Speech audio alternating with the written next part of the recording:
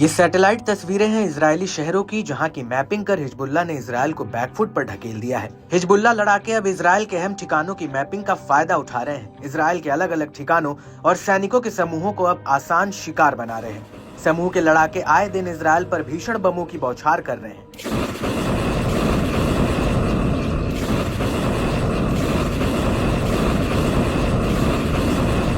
Hezbollah के सटीक हमलों के चलते इजरायली शहरों में काफी जान माल का नुकसान हो रहा है।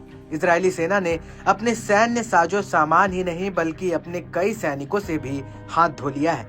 बावजूद इसके इजरायली सेना लेबनान से अपने कदम पीछे नहीं खींच रही है।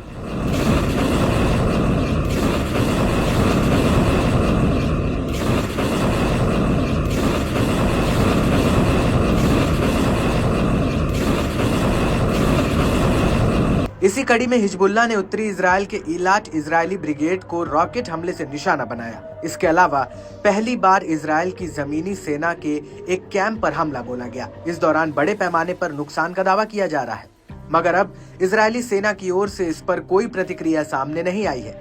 दावा तो ये भी है कि लड़ाकों ने रॉकेट बैराज से उत्तर में गोलानी ब्रिगेड कमांड के प्रशासनिक मुख्यालय श्रगा बेस को निशाना बनाया।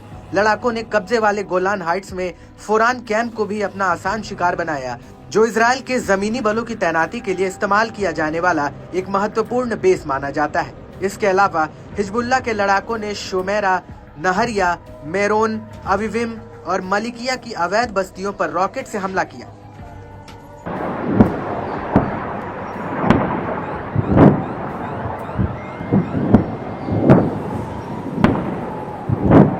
समूह ने गोलान में इसी तरह के रॉकेट बैराज से उत्तरी राबिया बेस पर हमला किया, जो इजरायली सेना की 188वीं ब्रिगेड की 71वीं बख्तरबंद बटालियन का कमांड मुख्यालय है।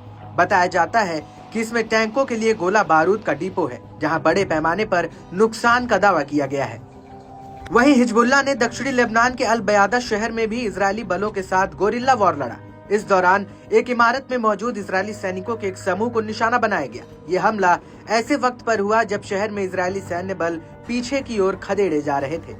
बता दें कि बीते दिनों इजरायली बलों को हिजबुल्लाह के साथ टकराव के दौरान भारी नुकसान उठाना पड़ा था। ऑपरेशन के परिणाम स्वरूप घर नष्ट हो गया और कई सैनिकों के हताहत होने की पुष्टि हुई।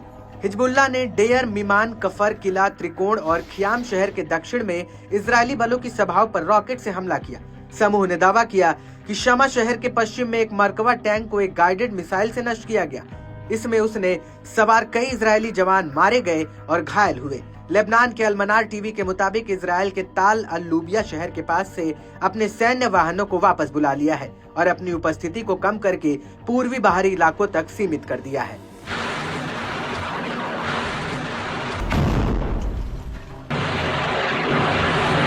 इस बीच इजरायली चैनल 12 ने बताया कि हिजबुल्लाह के हमलों से उत्तर और दक्षिण इजरायल की कई सड़कें बर्बाद हो गई हैं। युद्ध ने आजीविका, अर्थव्यवस्था, पर्यटन और कृषि को तबाह कर दिया है। वहीं न्यूयॉर्क टाइम्स ने दावा किया कि इजरायल हिजबुल्लाह के कम दूरी के रॉकेटों को काबू नहीं कर पा रहा है। इजरायल का एयर डिफेंस सिस्टम हिजबुल्लाह के हमलों का सामना करने में फेल हो रहा है।